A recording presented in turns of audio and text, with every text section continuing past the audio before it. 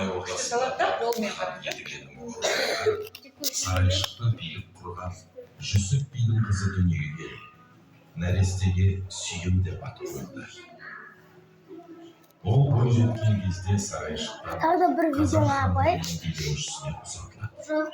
Содан бастап ел билеп, өзі кетсе де жүздеген жылдар керемет аңыздардың қаһарман кейіпкері болу тағдырына жазылады. Қазан хандығын билеген кезеңде Сүйім қолөнершілер мен шаруалардан алынатын бірқатар салықтарды алып тастады. Жақсы мінезі мен үстемдігі билігі үшін халық оны Сүйім бике, сүйікті ханым деп атаған.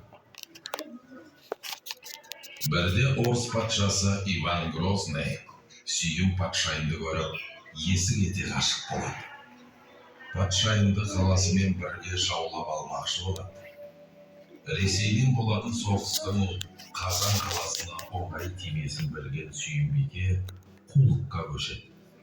Патша Иван Грозныйға шарт қояды.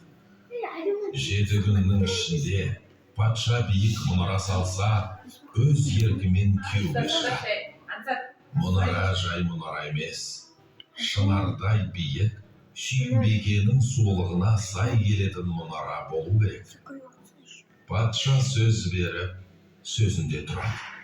Күн сайын мұнараның жаңа қабаты бой көтереді. 7 күн аяқталғанда мұнара да дайын болады.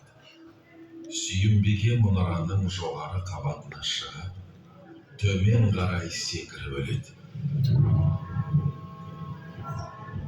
Көңілінен жақпаған адамға жар болғысы келмеген сұлудың дәмі осылай таусылды.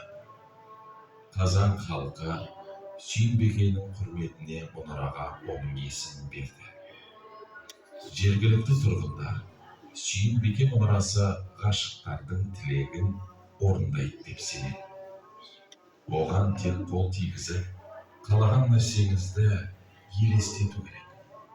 Армандарыңызды неғұрлым жарқын елестетсеңіз, тілегіңіз соғұрлым тез орындалмақ.